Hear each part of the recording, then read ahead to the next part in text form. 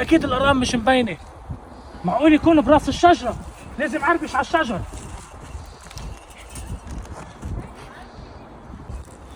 زيح زيح انا بطلع عنك. عن جد؟ واذا لقيت الرقم انت حتاخديه؟ لا بعطيك اياه، انا بساعدك بعدين انت بتساعدني. اتفقنا، يلا اطلعي. لازم اضعف انا.